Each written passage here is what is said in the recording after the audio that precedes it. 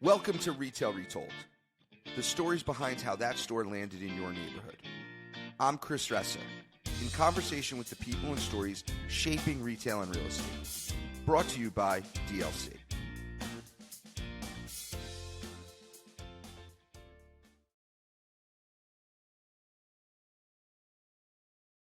Welcome to Retail Retold, everyone. I'm your host, Chris Ressa, and I'm excited for today's episode. Today, we're going to be talking about back to school and the impacts on the retail industry and retail real estate industry. I think first, just on a high level, looks like the NRF is predicting that back to school is going to be higher sales in 2023 than they were in 2022. In fact, it will be higher than a high watermark of 2021. I think that's a healthy boon for the retail industry, the retail real estate industry, and it bodes well just on the economy and the propensity for the consumer to spend. You can go and read a lot about back to school. I hope to bring you to a thought process on back to school that's a little bit different. And I think back to school has changed dramatically, and its impacts on the real estate business are going to be dramatic if they haven't already been felt. So let's talk about a little deeper what that is. And to start, I want to bring you to my pantry. That's right, my pantry. So last night, wake up in the middle of the night. It's like 1 a.m. and I'm hungry. So I mosey on downstairs, open my pantry, and I'm looking for something. And my wife does an amazing job of grocery shopping. The pantry's full, the fridge is full, every meal accounted for, snacks, you name it. We've got multiple types of drinks. It's a pretty full fridge and pantry. I open the pantry. I don't recognize a thing. I don't know what anything is in this pantry. And it's all these brands I've never heard of. I open it up. I'm like, maybe it's dark. I don't know what's going on. So I turn on the lights in the kitchen that weren't on. And so I just pick up a Z-Bar. Never heard of a Z-Bar before. Turns out it's like a Cliff Kids bar. And I'm eating that. And I'm fascinated. I'm like walking upstairs. I had no idea what anything was in my pantry. And I think there's a lot of pantries out there where people who are living in yesteryear like myself don't know what's inside. And that's because of a huge revolution that's happened. And I think back to school has capitalized on it. And so the category I want to talk about today is the health and beauty sector, personal care sector, which is on fire right now. Health and beauty sector is on fire. It's up, first 8 months of the year, it's up like 8%, something like that. And then it is, I think it's up like 7.8% from August to August of last year, which is, a key back to school month, as we all know. And I think that is, it's one of the most resilient categories. We know this, like in the Great Depression, health and beauty, cosmetics were still one of the top 10 categories sold in the Great Depression for retail products. But I think health and beauty is growing, health awareness is growing, and retailers are really trying to capitalize it in ways that we haven't seen before. And I believe that this is going to continue. One of those areas, as you realize from my pantry, is healthy snacks. Everyone's trying to sell healthy snacks. Barnes & Noble just put out a press release on they have healthy snacks by like the register for you to pick up.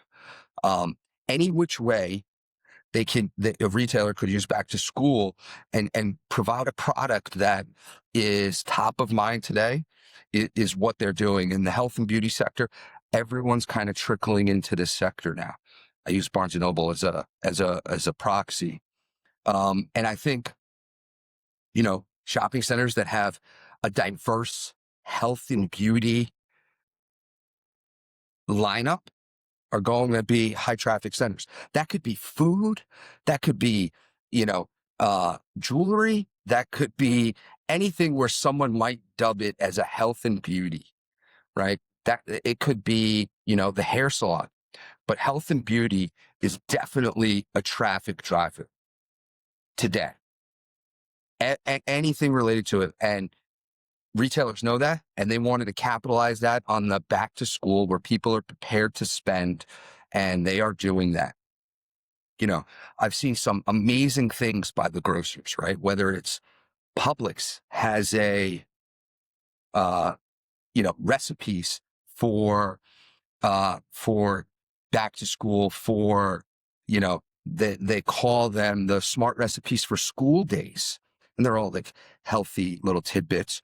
Kroger, the health department put out a quick grab and go breakfasts for your kids and their healthy options. Kroger also has, their clinics in the stores, and they're promoting, the vaccinations for flu season and COVID season for people to come in and get vaxxed. And if they come in to get vaxxed, they'll probably pick up some other items to increase sales. Fresh Market, Wegmans all have meal kits. And I think this is not going to stop. This health and beauty is not going to stop. I predict that for the Christmas sales, holiday sales, all holiday sales, you're going to see health and beauty be a factor. It's fascinating because it never connected to me with health and beauty as the back to school. But then I see all this. I don't know what's in my pantry. You go Glossier, who's got, I think 11 stores, something like that. I'm not quite sure. Direct to consumer. They make, their own makeup lines and soap and all this stuff. Glossier has a bus tour right now going to school campuses, right? And they're not on campus. They're like right off campus. And it's like a carnival and a bus, they're calling it. And I think this is interesting because one, is just, again, the health and beauty. And then two, I think this is promoting like how physical retail is so important to the retail mix because, this is an online retailer with some stores that are on the coasts, but at the end of the day, they think they need more. They're probably going to open more stores, but they're going to meet the consumer in person. And then this doesn't stop there, right? Like the health and beauty for back to school is everywhere, even local retailers. I read about Mandy's Beauty Supply in Tulsa, Oklahoma, offering free haircuts to kids for back to school. And that draws people in the store, and I'm sure they'll buy beauty products while they're in the store. And I think this personal care and health and wellness beauty category, which is just exploded and is expanding, it's everywhere. Health and beauty and personal care is every nook and cranny of retail right now. Everyone's trying to get a piece of this pie that continues to grow, whether it's for a back to school, whether it's for holiday season, or the everyday. And I think when you're thinking about, shopping centers, I think any which way that you can have around having a portion of the center be personal care, health and beauty, right now, traffic's going to rise. That, I think, and I don't think we should get pigeonholed to what we think is health and beauty and personal care, right? You're seeing, we have at our house, like the thermoses, these new thermoses that are from all these different brands that like you can put healthy food in, warm food, keep the food warm for when your kids go to school, right? This is a retail product that could be Yeti, could be anything that you find at Walmart or Target, right? Anything that has to do with this health and beauty and personal care sector, is driving foot traffic to properties. And I think you're going to see more, just like in 2020 and 2021, every retailer tried to like get into the home category and they were putting, home products into the store. You're starting to see this from the health and beauty personal care sector. And then any way that someone might be able to, market themselves as in that space and the products that they sell in that space, they are doing it. And this is driving and will continue to drive traffic to centers. And I don't think this is going away, right? It's one of the most resilient categories. The only thing different today is it's expanded immensely. This, cosmetics were one of the most resilient categories in the Great Depression, right? This isn't going away. This is here to stay. And like I said, it's expanded, and it's expanded to holidays like back to school. It was like, if you look at like people who put out like retail trends, one of the biggest back to school trends that people were talking about, normally it's all about fashion, right? We're talking about fall boots, and we're talking about, flannels. One of the biggest trends was healthy snacks for back to school. Healthy snacks. And I take you to my pantry, which I'm going to have to go and learn about all these brands and what's actually in there and what I like and what I don't like. The Cliff C bar is pretty good, though. It was pretty good. So, as I think this is a category when people are thinking about shopping centers and the physical nature of shopping centers.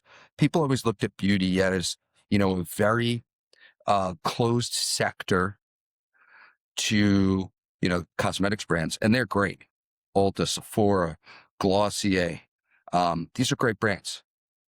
But I think this has expanded immensely to health, beauty, and personal care. And now, when you're thinking about merchandising a shopping center and you think about what actually hits on that industry, the list of retailers that are hitting on that industry is immense, and they're traffic drivers. So, that's what I have for today.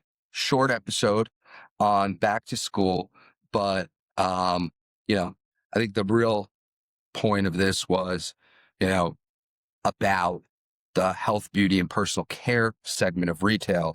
But I think it is really important right now because it's on fire. It's, the hottest sector. And this isn't going anywhere. It's just continuing to expand to people to mark themselves around this space.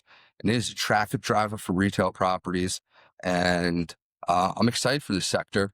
And I'm excited to go home and learn what's in my pantry. All right, everyone. That's Retail Retold today. Have a great rest of the week. Thanks, everyone. Appreciate you watching. Hit subscribe. See you in the next one.